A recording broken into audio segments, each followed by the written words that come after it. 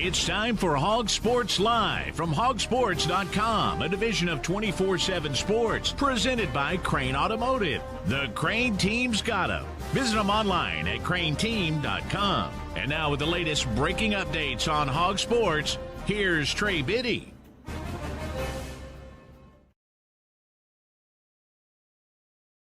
Bang. Arkansas makes very little sense, everybody. Some would say Arkansas makes 0 sense. We're going to talk about what happened at the NFL Combine this weekend. I mean, Taylen Green setting all kinds of record, having 6 guys invited to the Combine for Arkansas's 2-10 football team. Arkansas basketball suffering its worst loss of the season at Florida. What was that, 111-77? Blowout loss. It wasn't close. I mean, Arkansas got to 20 points and then just couldn't score again. And baseball team. Baseball hasn't been what we expected. And then these last couple of games, the bats finally got going. We're going to talk with Connor Goodson, talk a little bit about basketball. Kevin Bohannon, talk baseball. We'll take your questions as well. We'll talk about anything you want to talk about today. All that and more on today's episode of Hog Sports Live.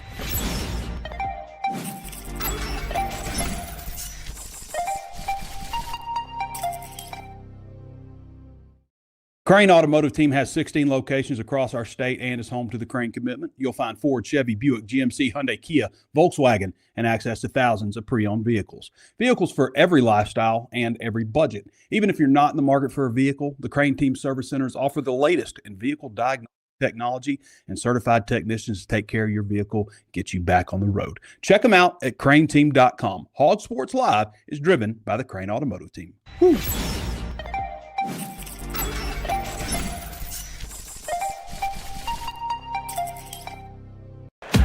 You've done it. Now you're the Crain Cash champ.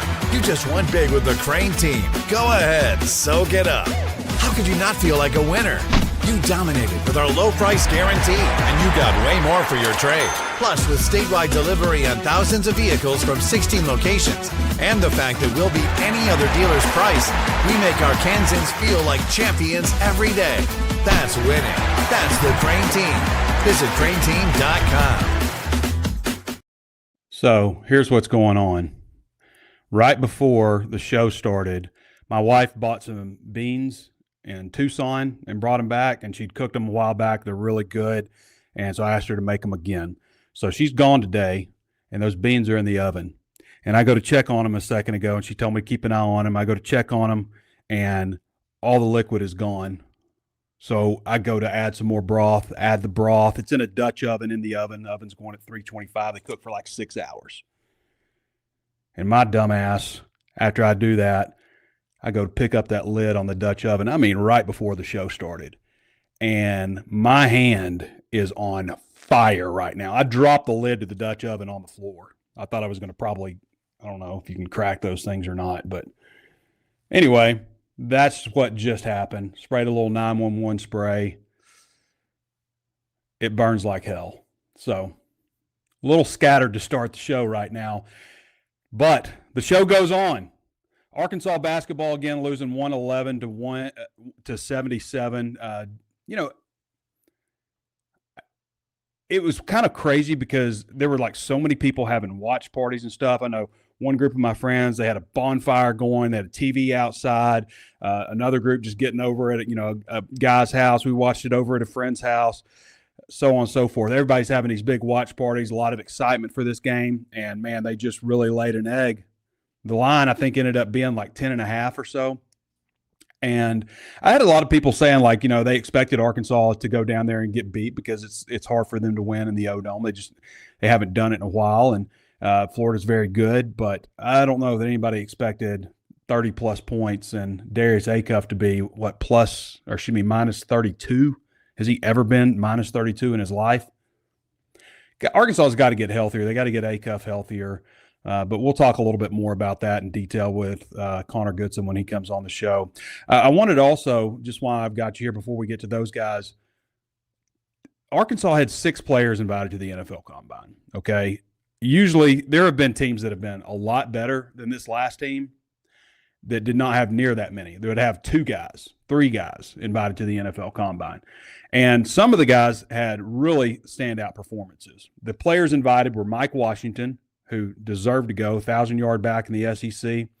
Taylen Green, Julian Neal, Xavier Sori, Cameron Ball, and Fernando Carmona. Taylen Green had arguably the best performance as far as on-field testing as any quarterback in history. He ran the second fastest 40 time of 4.36. The only person to ever do it faster was Michael Vick, who ran a 4.33 in 2001.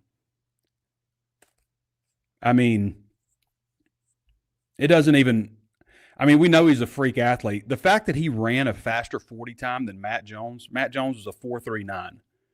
I'd never considered that he was faster than Matt Jones. I always said, like, he's going to be a 4.5 guy. He's not quite as fast as Matt, but he's that long stride. I'd always said that. These are the kind of the characteristics of Taylen Green. Similar to Matt Jones, not quite as, broad, heavy. 4.36 in the 40. His 43.5 vertical jump was like 3.5 inches better than any quarterback has ever done. His 11.2 broad jump, the best broad jump before this was like 10.9 by a quarterback. And these are Anthony Richardson numbers, who was the number 4 overall pick in the draft. Maybe a lot of people comparing him to Anthony Richardson. Anthony Richardson did a 4.43 in the 40. He was 6'4", 244 at the combine. Did a 4.43 in the 40. So Taylen was faster. He had a 40.5-inch vertical, so 3 inches difference, and a 10.9 broad jump. That 40.5 and that 10.9 were records until Taylen Green came around. Now, his throwing stuff, like, he did well throwing the deep ball, as we've seen from him.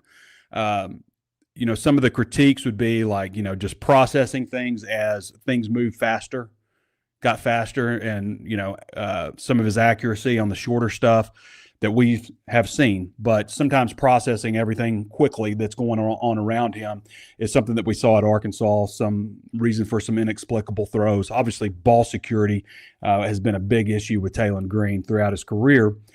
But the numbers that he put up, somebody's going to take a shot at him as a day 3 guy, rounds 4 through 7. Somebody will take a shot at him. Now, what Anthony Richardson has done in the NFL so far probably hurts Taylen from that idea of, like, this guy's got so much athleticism, so much potential, and Anthony Richardson hadn't done anything in the NFL. He's had a really poor start to his career. He's only 23 years old still, so he's very young, so maybe that's a saving grace for him, but so far with the Colts, he hasn't done much. But impressive numbers for Taylen Green. Mike Washington with a really solid day. Mike Washington had the fastest 40 time at 4.33 seconds, had the second best vertical jump among running backs, second best vertical jump at 39 inches, and the second best broad jump at 10 foot 8 inches. I have said this before, like, how does a guy like Mike Washington slip through the cracks? I understand how it started. He was a COVID guy, talking to Texas A&M, talking to some other guys from New York, which, probably along with California, had the most strict shutdown rules during COVID, wasn't able to take any visits anywhere, ended up at in-state Buffalo. And I get that, but how did he not go from Buffalo up a step to a school like Arkansas? How did he end up where did he end up? New Mexico State. How did he end up at New Mexico State? And then from there, going to Arkansas as a redshirt senior. You don't see many redshirt senior running backs in the NFL draft. Usually those guys get drafted pretty early. So anyway, it's wild that a guy like that kind of fell through the cracks and then puts up these numbers, which I remember the first time I saw Mike Washington in person. What I was expecting was a guy that wasn't quite as big as he says he was, probably not that fast, probably a little stiff. And first day I saw him, I was like, whoa, who's this? Same thing I said with Rohan Jones. Like, who is this guy? Who is this guy? Would have liked to have seen Rohan Jones get an invite to the combine.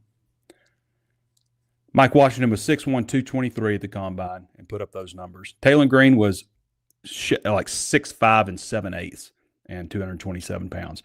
As far as the other guys participating, See, Cam Ball was the first to go on Thursday. Cam didn't have a great showing. He was 13th out of 15 participants amongst his defensive tackles at a 5'1", 140, 32-inch vertical, which was 6 out of 16, 9'1" broad jump, which was 9 out of 14. And he didn't do the 3-cone. His 20-yard shuttle was a 4.76, which is 3 out of 7.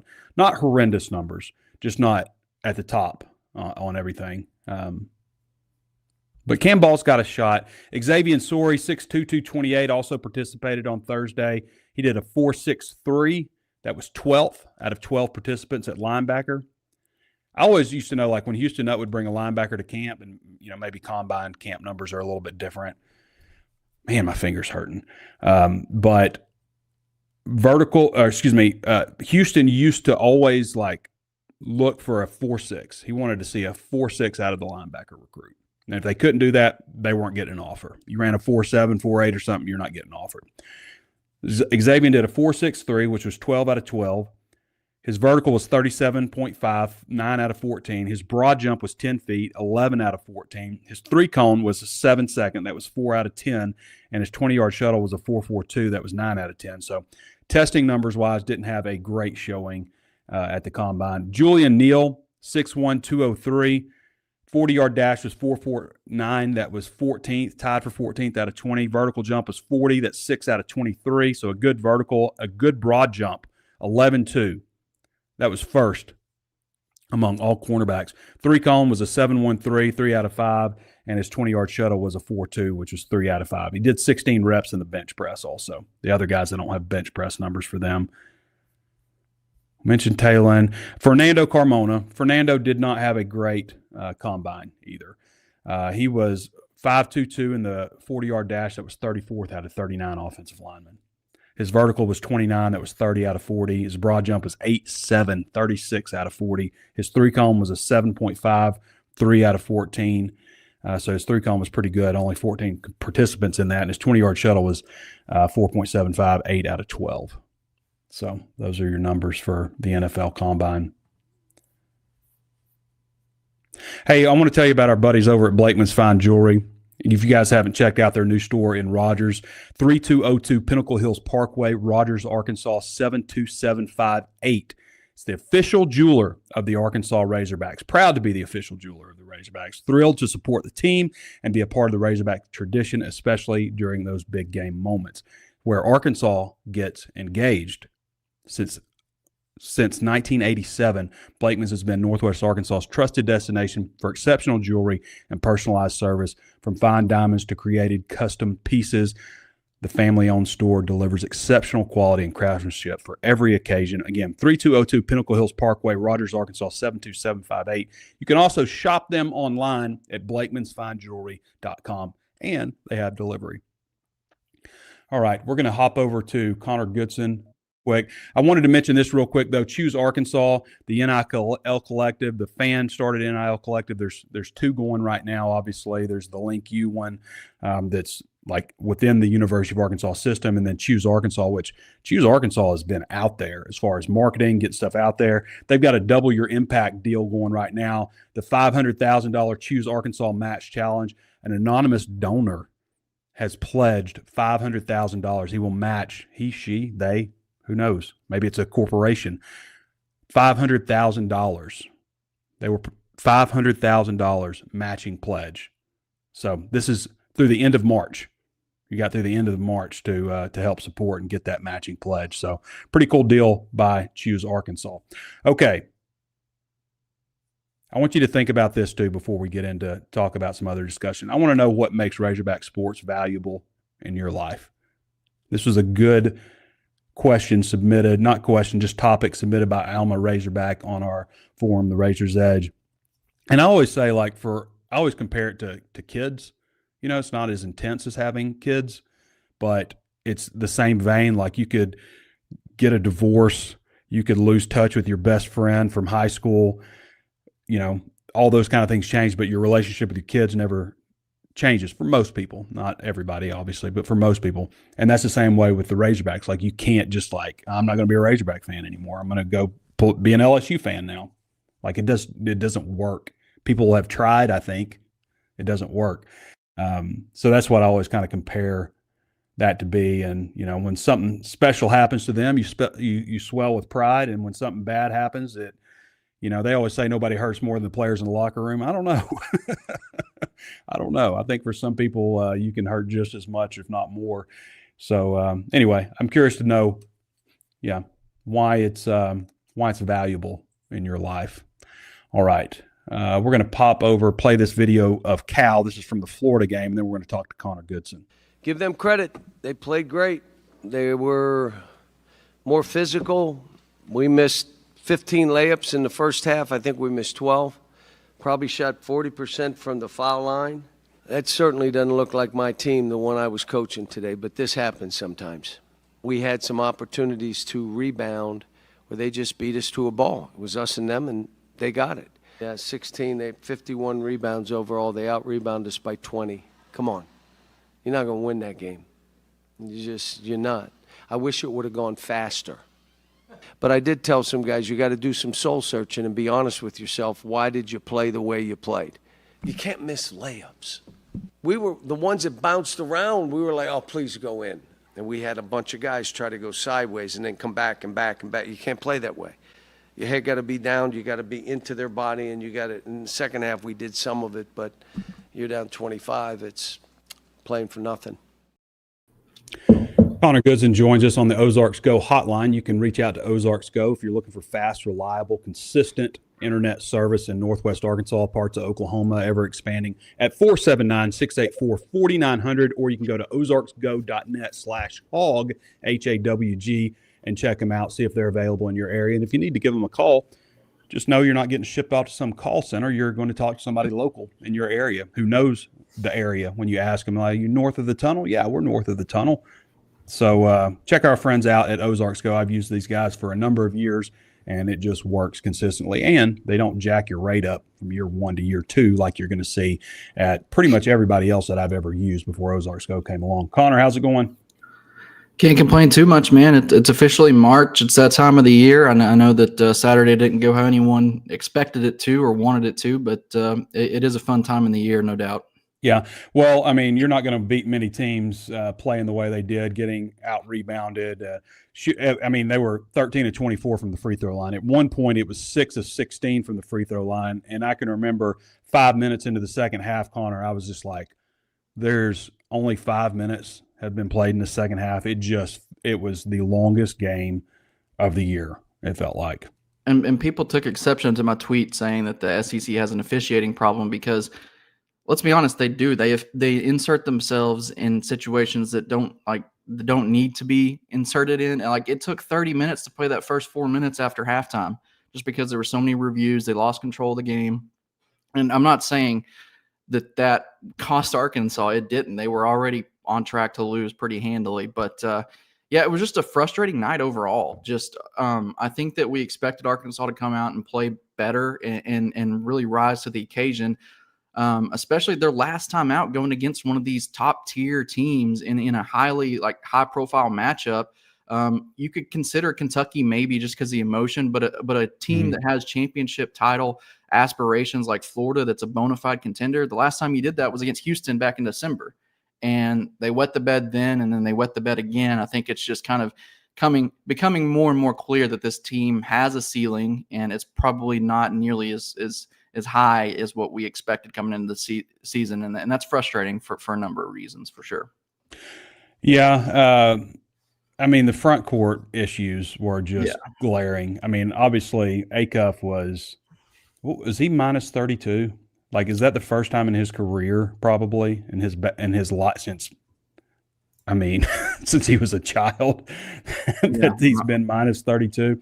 How healthy is he, do you think? I mean, obviously we know he's got the ankle. I mean, you think it's plaguing him pretty seriously? I don't think that he's 100% by any means, but I don't think that the ankle was I don't think it was the biggest thing going against him the other night. I think that they came out, him and Malik Thomas, just, man, early on, they were just forcing shots that they don't normally, settle for. And give Florida some credit. I think Florida really, they knew what was going to bother Acuff, the length, the physicality. They took a page out of Houston's book, and they were really blitzing him, forcing him into some quick decisions. And I think that some of his lack of explosion from that ankle injury played a part. But I think ultimately, I think it was going to take him a little bit while to get used to that and figure out where he could have success. And you hope that guys like Billy Richmond, Nick Pringle, Malik Ewan, Trevor Brazile can kind of step up and carry the torch a little bit more than they did. Ultimately, they didn't, and then you get a result like you did. I mean, Cal said that that's not his team, but let's be honest, I think we all kind of understood coming into this matchup that Trevor Brazile, Nick Pringle, and Malik Ewan would have to have out-of-body experiences to really give Arkansas a realistic chance, and then they went and got outscored 51-14 by Florida's bigs. And so, you're not going to win many games like that, and you're certainly not going to win a championship when those guys are playing like that for sure. Well, you needed to shoot lights out also. Yes. Like your guards needed to, if that's going to be the strength of your team, that needed to overwhelm them. And Florida's guards played very well. You're not gonna go to Florida and shoot 54% from the free throw line, get out rebounded by 20, and go 4 of 13 from 3-point range and win that game. It's just not happening. So let's be honest. Florida they played. It's been a theme with this Arkansas team all season. They played desperate, and they played like they had something on the line, which the SEC title was on the line for them. But number of times this Arkansas team has just come out and I do think that they started off well, but when they get punched in the mouth by a team, they're very susceptible to just rolling over and accepting that. And it takes them a while to kind of get back into the course of the game. They never got back into it. And you saw the frustration in the second half where they were taking cheap shots at guys, some embarrassing antics and stuff like that. And it's just like, man, you wonder where this team is going to be if you get a bad matchup in the first round and a mid-major 12 seed. Some of these stingy teams that you think could give Arkansas problems is this team going to just roll over? And then you're seriously looking at a first-round exit. I think that's a major concern going into March. Yeah, I hate when they will show their ass sometimes when things aren't going very well. That has happened for sure. But I'm not overly concerned about getting bounced in the first round, but it does show you you run into a team with a really strong front court and your guards aren't playing exceptionally well, that could happen. But Arkansas just missed the boat so bad. We've known it all season. Yeah. I mean, here we see, Nick Pringle once again. This guy's 0 of 5 from free throw, 0 points in 11 minutes, 2 rebounds, just bad. He's been bad. You guys remember when we were talking SEC play starting up, SEC Nick. Here comes SEC Nick. We heard that for 3 days. Yeah. And never again, So it's been disappointing. Ewan has stepped up overall as of late. He did have 11 and 8, but it wasn't an efficient 11 and 8, I guess. It was just, he was 4-12 from the floor. And, he has played better since that Alabama game, but man, I think some of the issues with this front court just compound on each other, Mm-hmm.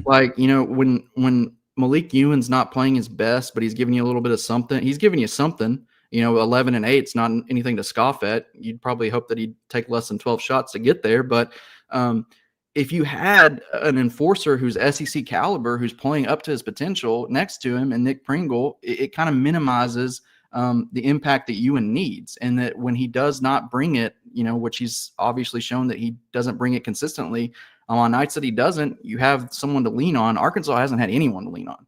And Trevor Brazile, I have no idea what to expect from him game to game.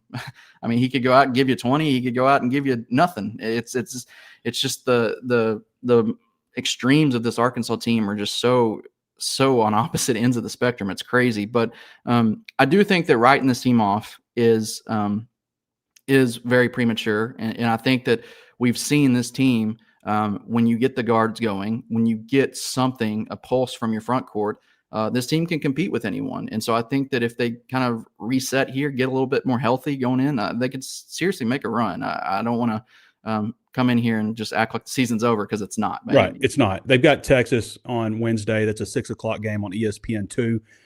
Texas hosted Florida last Wednesday and lost by 13 at home. So, Florida's obviously very good. but I would expect Arkansas to bounce back. This is the final home game at Bud Walton Arena. Texas coming off of a 76-70 win on Saturday at Texas A&M. What do you think about this matchup coming up? What do you see out of Texas and maybe their front court also? Yeah, they do have a European who's 7 foot, 255, which I think could present Arkansas some issues. Dalen Swain also is 6'8" forward who is a walking bucket. A familiar face in Tremont Mark is still at Texas, the former Razorback. He's obviously a contributor. And then Jordan Pope's their kind of three-point sniper. So they do have a very well-rounded team. You know, I watched a good portion of that Florida game before, you know, as I was walking into Bud Walton last week. Thomas Hout did leave the game and was injured for a good portion of that, and obviously wasn't the same that he was on Saturday. So that really helped Texas keep it close and honestly make that game a lot closer than it should have been. Florida pulls away in the end. But I do think that Arkansas, if they are trying to just sleepwalk through this game, Texas is a team that could catch them and could really punch them in the mouth and give them some issues. So I look for Darius Acuff to really bounce back and have a big game. You hope that Malik Thomas can shoot a little bit better. Maybe his shot selection, he tweaks that a little bit to where he's trying some deep range shots, because I mean, you look through a good portion of that game, Malik Thomas shouldn't finish a game with just 2 3-point attempts. Like, he should never finish with just 2. And so that goes back to some of the quality shots that they're looking at. I think that getting back in Fayetteville is going to be a big, a big momentum change for Arkansas. I think that's going to help them course correct here and hopefully get back on track. But yeah, I think that it's a fun time of the year. Arkansas has very much big potential to make a run. They can still make it to that second weekend. I still see it there. It's just, are they going to be hitting on all cylinders? Are they going to be healthy enough? And which team do you get once you get to the big dance? And that's what we hopefully find out here this final stretch. Which Arkansas team are we going to get? Yeah, well, the madness is near. So, well, appreciate you, Connor, for hopping on. Thanks, Trey. Appreciate you. And, take care of that hand, man.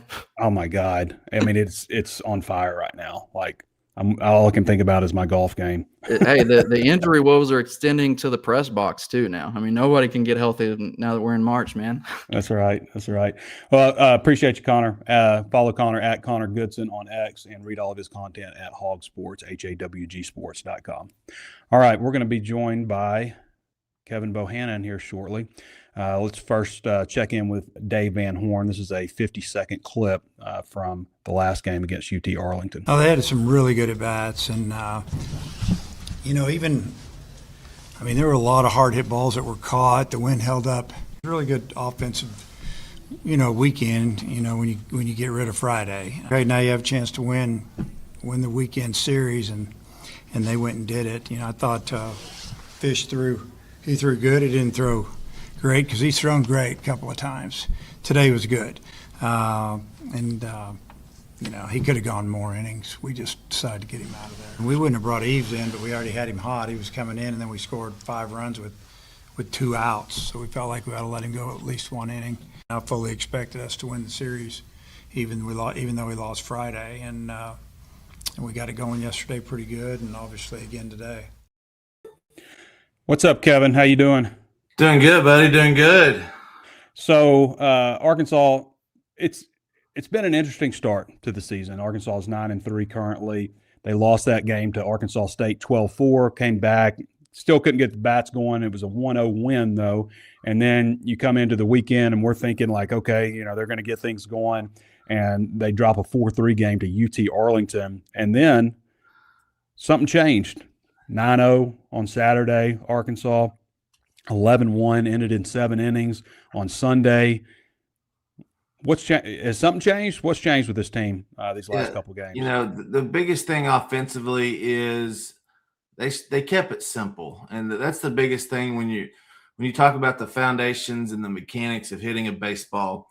You have to keep it simple. And I had a coach in high school, Kevin Downing. He's the athletic director at Pea Ridge now. Hit the ball where it's pitched. Now, does that mean you pull the ball inside? No. I mean, you hit the ball where it's pitched. So if it's pitched on the outside, you go with the ball. Sometimes you'll pull that ball. Sometimes you'll hit it up the middle. But getting the barrel through the zone, maintaining barrel integrity, and keeping it short and sweet. Do damage to pitches in the zone. Have controlled chaos, controlled violence. That's what you want to do on pitches that you can really hammer. Ryder Helfrich did that. They didn't do it on Friday. New lineup on Saturday and Sunday, they did it. You saw a lot more aggressive attacks early in the count. On Saturday, their first 6 hits of the game came with less than 2 strikes. They didn't take pitches.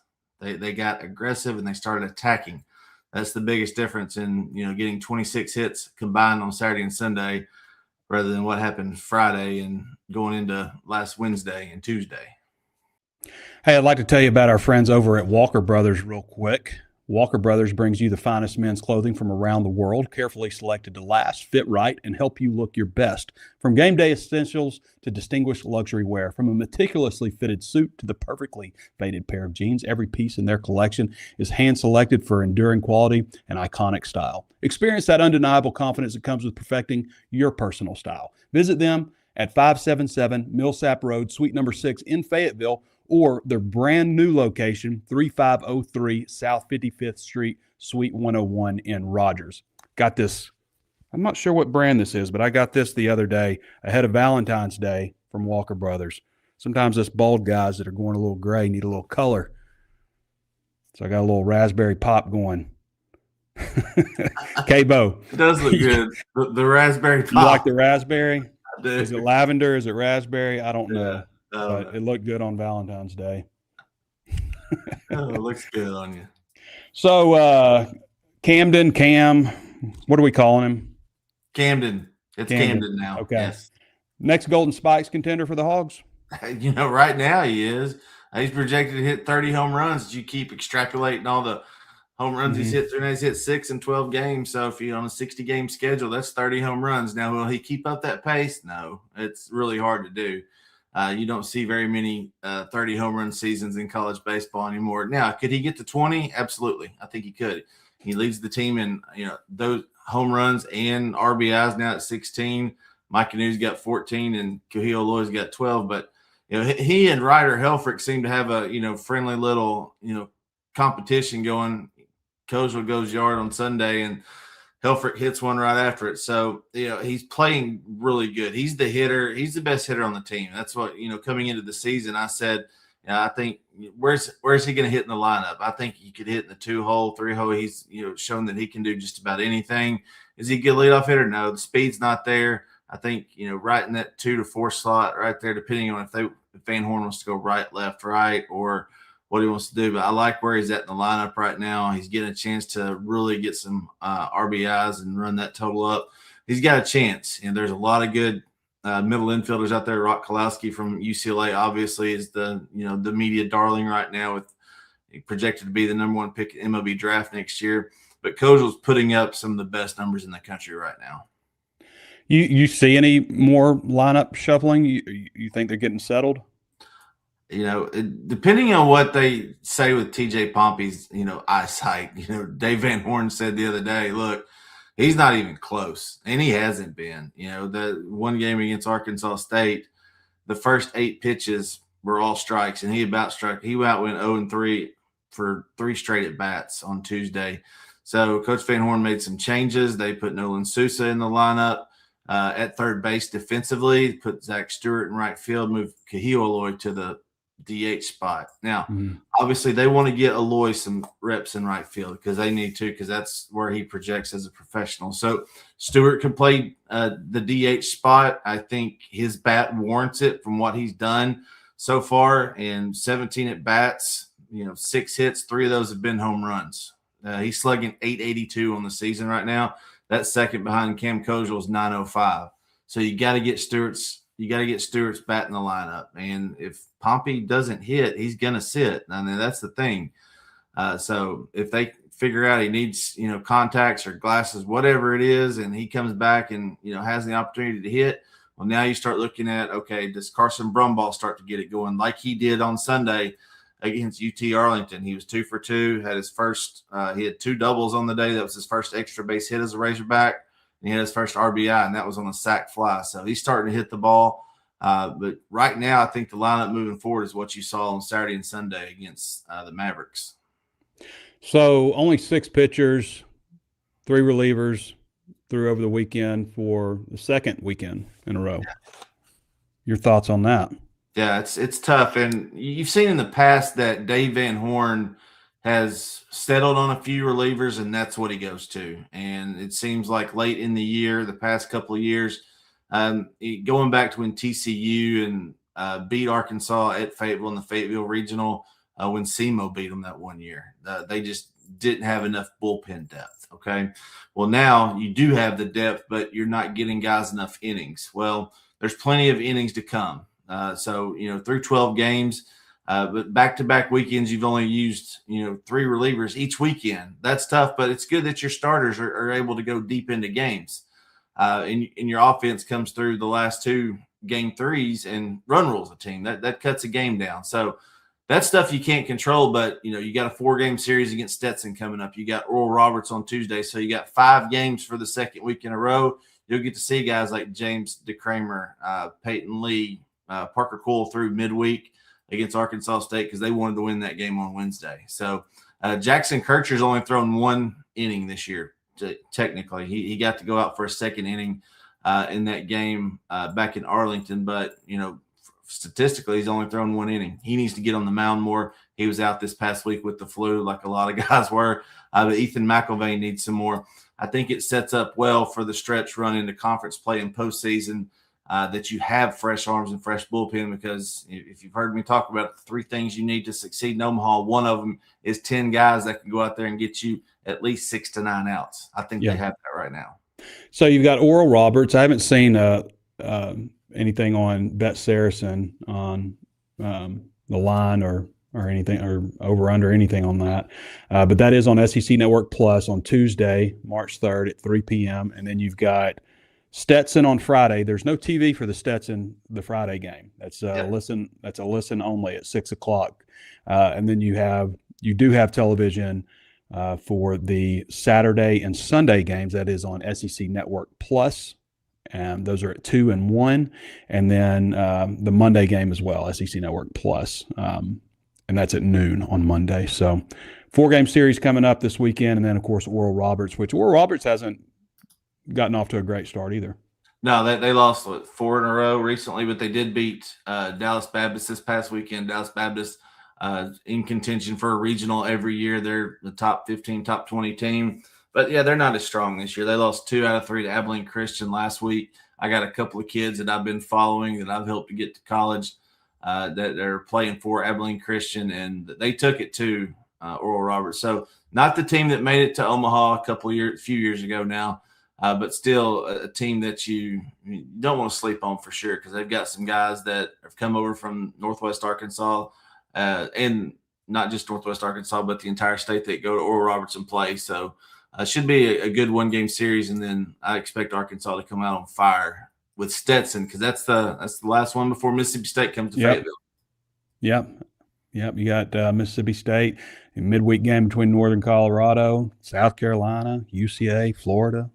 It's all about to happen. We got the overlap happen. We got spring football, baseball, postseason basketball, all intertwined there. All right, Kevin.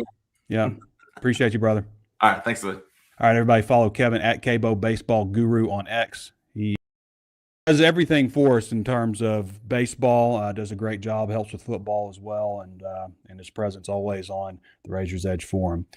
I have not seen any of the betting numbers on Bet Saracen, but Bet Saracen is Arkansas's #1 sports betting app. And if you sign up right now and use the promo code BIDDY250, you can use the link below on YouTube and use the promo code BIDDY250 and sign up with your first bet at $25, and you can get $250 back in bonuses. So pretty sweet deal from our friends over at Bet Saracen. Arkansas's Fab Five for Bet Saracen. Yo, Sid, what spread you checking out, man? I'm checking out the Hogs on Bet Saracen. You know, Rainwater's exclusive specials and tons of Bet Saracen options make it Arkansas's favorite sports betting app. And they take more action on the Hogs than any other sports book in the world. Guys, I am confident it's because we do their TV ads. I agree with that. Amen. Bet Saracen. All right, we're going to go to some questions here. These, let's check out, see if we got any interesting comments here first. How can Arkansas better fund football by cutting expenses for sports that lose millions annually? So, I mean, that's a tough one because football is the only sport that generates a boatload of revenue. I mean, Arkansas went 7-6 in 2024, and off of that season, Arkansas, what did they have? 87 million, something like that, and then 50-something million in expenses. They had $30 million in revenue for football. Basketball had over $4 million, and that was it. Baseball lost $3.5 million. Women's basketball lost 4, 5, 6 million. I can't even remember, but everybody else loses money. Football funds basically everything, and basketball makes a little bit of profit also. $4 million, obviously nothing to turn your nose up to. But,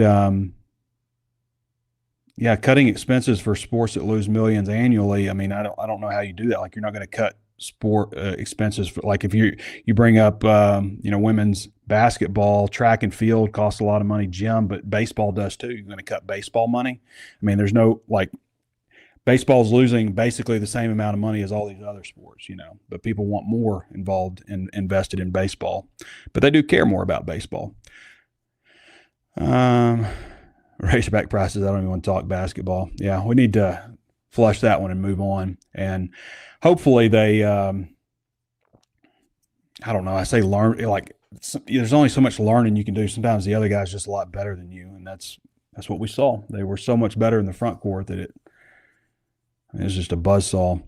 Razorback price is not going to get A-Cuff healthy as long as Coach Cal always an 18-year-old kid to make the decisions to play instead of healing. I mean, he had the ankle against Alabama and put up 49 points. Mentality, Taylen Green is weaker than Pringle, UN, and TB combined. Ouch. Yeah, Dutch oven user. Yeah, I mean, my finger is still, I can feel it blistering up right here on the side. I just picked it up casually and just, whoo, scream like a girl. Not that there's anything wrong with screaming like a girl. I just did. Brandenburg 4598 says Taylen's issue is progression and reads. He already knows who he wants to throw to. Yeah, I agree. Fans hurt more these days, and we ain't going to the locker room counting millions. I always hated that when coaches would say that. Nobody hurts more than those players in the locker room, and I'm just like, you've got fans that I just feel like it mitigates the fan because, they're the only people that ask to spend money on this thing. They get up early, they plan, they spend, their week planning, what they're going to do this weekend around a Razorback game. They donate money to sit in the seats they sit in, to have the parking spot. They tailgate all day. And sure, it's all fun. And then you get to a game and you just get your doors blown off. Like, I hate when coaches say that. I hate when players say we're locking out all the outside noise and we're just focused on us. We're the only ones that matter in this locker room. No, you don't. Everybody watch a million different players come through the same uniforms and stuff and pull for the Hogs and root you on. I don't like that kind of talk. I never have. Like, you need to embrace your fans. You need to make them feel a part of what you got going on. I think Taylen Green would win a turnover contest at the combine. Fear02 says, I wouldn't want him as my backup if he can't improve, eliminating mistakes in 2 years, Bobby. I mean, that's what it comes down to, guys. Wish I still had my Mills baseball jacket. That's what it comes down to for Taylen. In Arkansas last year, is they were a terrible turnover team. They couldn't force turnovers and they couldn't protect the ball. You look at the numbers, they were 16th and 15th in those categories out of 16 teams in the SEC. That's why you lose football games. And I've said that before, like, I want to see Arkansas. Sure, they may not have a winning record this season. Who knows? I've talked about the quarterback situation. They may have a great quarterback. They might not. You just don't know because there's There's no proof behind them, So what I want to see is a team that's disciplined, that feels bonded, a team that has some unity, a team that doesn't turn the football over, that doesn't make colossal boneheaded errors on special teams, a team that doesn't have a high penalty count. Turnovers, penalties, special teams. Make your opponent pay for their mistakes. I'm not even asking for that one. I think that one's one that will come down the road, but the best teams make you pay. People always say, like, we beat ourselves. I never liked that. I never liked that narrative. No, you made a mistake, and they made you pay for it. And that's what football basically is. Who makes the fewest mistakes? Yes, but also who makes the opponent pay. It always feels like when you made a mistake, like when Nick Saban was at Alabama, you made a mistake, you paid for it. Like they're going to go, they're going to take it to the house. If they intercept it, they're not falling on the ground, or they're going to, go score a touchdown. They're not kicking a field goal. They always made you pay the ultimate price for your mistakes. That's what makes a difference in football. Make them pay. They make a mistake, make them pay for it. They throw you a ball, catch it if you're a defensive back. Chad Razorback says, basketball, is Cal's roster building flawed? Would it be better to have less, cheaper talent, but more depth? I don't know. I think most teams out there are kind of doing the same thing, most elite teams. I mean, what Arkansas plays 7 to 8. I mean, our teams playing more than 8 out there right now. I don't think that they are. So, like, how are you going to good players, just like the days of building a roster and you have juniors that are playing for it and you've got a really talented young freshman, a diaper dandy coming off the bench. Like those days are not here anymore. Like, your best players can be freshmen, they can be juniors, they can be seniors, but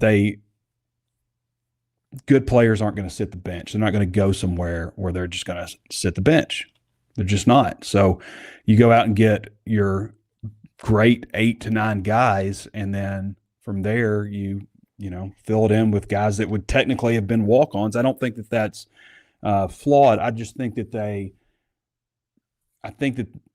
they missed on their evaluations down low, and that would have been easy to do because Pringle was solid last year. Ewan was solid last year, but they're just not very good down low. And Trevin Brazil has been really solid. He scored in double figures all February until this last game. He will do that every once in a while. Like, he had a bad game earlier in the year, and he had 3 points, and the game before he had 24, and the game after he had 20. That happens sometimes. Some guys just they're off a little bit. And I don't think that Acuff is totally healthy. You could tell the game before he kind of tweaked it a little bit. So maybe that carried over a little bit, but no, I mean, is it flawed? I don't think so. I think that they just didn't get great big men. They needed a better presence down low. Football, how would you feel about the spring game versus other teams, especially now that the spring portal is gone? I wouldn't be opposed to that. I mean, NFL does that. I think that would be cool, actually.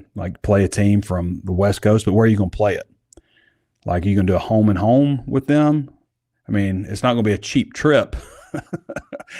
So are you going to do a team that's nearby that you don't ever play?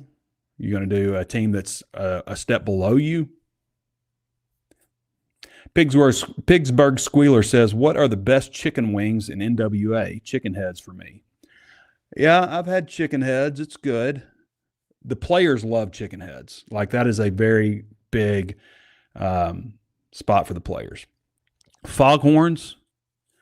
I'm trying to think of the places that do wings. I mean, there's obviously your chains, your Wing Stop and your Buffalo Wild Wings, and then of course you mentioned chicken heads, and then there's Foghorns. But who else is doing wings? I don't know. Thorhog says, do you think Cal will go out and get more than 8 to 9 players that are capable of playing at this level in the next portal cycle? I don't. I think he'll get 9 again. With the injuries he's had to deal with these past 2 seasons, I think I think they'll still probably get 9. Also, do you see Cal putting more of an emphasis on big men after these last 2 seasons? I hope so. I mean, the guys that they're bringing in, obviously guards again. Obviously, J.J. Andrews is the number 12 ranked prospect in the country. Abdu Torre. Gosh, I keep forgetting which one that is. Is number 26, another small forward. And then Jordan Smith is a combo guard, 6'2", 200, number 2 ranked player in the country. So, but I do like that philosophy. Like, if you're asking me, I like the philosophy of getting, younger guards, wings, and down low, getting guys that are older and more physically developed. They just didn't get the right guys, I think, this year, I mean, I hate pooping on Pringle, but he just hasn't been good. Like, he's not done a good job this year. And it's crazy to think about. Look at Nick Pringle's past stats. And I hate bagging on him too, because he is such a nice young man, like really good guy. Like I loved the first time we spoke to Nick Pringle and have ever since. But like, he scored in double figures 3 times this season. He's been in single digits since January 1st. 1 double figure game in SEC play. 1. And that was against South Carolina, his former team. 1. Like, you need to hypnotize him and say, hey, everybody's South Carolina. Everybody's South Carolina. But look at his stats in past years. So last year he averaged 9.5 points per game for South Carolina, 6.3 rebounds, 65% from free throw range, 57% from the floor. He is 69% from the floor this year. Is that right? How is he 69% from the floor? How is that possible? I mean, he only takes 2.5 shots per game, but yeah. What did he do against? Because Alabama was his previous goal, but he's averaging 4.7 points per game and 4.0 rebounds per game. Last year was significantly better, was better at Alabama. How did he perform against Alabama? 3 points against Alabama. Yeah. 3 points and 1 rebound in 23 minutes against Alabama's other former team. So, I mean, I don't hate the formula. I just don't think that they and I mean, we've seen Arkansas bring in transfers that we've been excited about, and they haven't been good. I mean, Live and Guy says, Trey, assuming you get access to spring football practice, what are you most interested in observing and reporting about this team, specific position group, cultural difference, etc.? Will you use practices? Will you tell us the practices or anything like Chad Morris chaos? Yes, I will. And I know better now, because I will never forget, and I've said this before, but those who haven't heard me say it, the first Chad Morris football practice that I went to, I was just like, I was spinning around like, what is going on? There's music blaring. Chad Morris has this headset on with a mic, and the mic is hooked into the loudspeakers, and it's playing through that, and it's kind of cutting out. It's not really working very well. There's a drone. There might have been 2 drones, but there's at least 1 drone flying overhead, like recording stuff, and players are just going everywhere. And I just remember thinking, this is how they want it. This is how it's supposed to be. It's fast-paced. It's a little chaotic. The game won't feel chaotic because, if practice feels a certain level of chaos. That's what I remember thinking. Like, yeah, this is how they want it. Chaotic. But compared to any other practice I've ever been to, I've never experienced something like that. And they blared music the whole practice. Pittman didn't blast music like that. They would here and there. Yeah, Bielema played music here and there, But yeah. Anyway, hopefully it's not chaotic like that. what am I looking for? Obviously, I'm going to watch quarterback. The first thing I'm going to do is I'm going to want to see Braden Fuller and A.J. Hill throw next to K.J. Jackson. See who throws it the best. See who's got the best arm, the best velocity, the tightest spiral, who's most consistent. But again, like, we can report on all the stuff we want at quarterback, but you never really know. You never really know. But I'll say this, like when we were talking about Taylen Green, first practice, I was like, oh, yeah. First practice of Taylen Green that I ever saw him, I was like, yeah, that's the starting quarterback. It's not even close. And he was really good for a while. And then I remember there was a day where I was just like, what is he doing? Like, he would throw a ball 7 yards out of bounds, on a deep, corner or something like that. And you're just like, what is going on here? And there were just like practices where it seemed like there was just total lapse. And that actually kind of translated over to game days. But and it kind of happened in like sequence. Like, you'd have, he'd play well the first half, and then the third quarter it'd be like, who is this guy? What happened to the guy that played the first half? So yes, I will report if it's chaotic. Hopefully it won't be. But aside from watching for the quarterback, I want to see how things shake out on the offensive line. I mean, I'm curious about everything. Wide receiver. I mean, there's a lot of intriguing wide receivers. There's a lot to be intrigued with. I mean, wide receiver, running back. How good is Jasper Parker? Does he jump out to me like Mike Washington jumped out to me last year? Yeah, I mean, there's so many new faces. It's hopefully we get a good bit of viewing time. I do not understand, like, when you're Arkansas, you're the only show in town. Everybody's focused on Arkansas. You got a good opportunity to get your team out there, get some reporting, get some discussion going on about your team.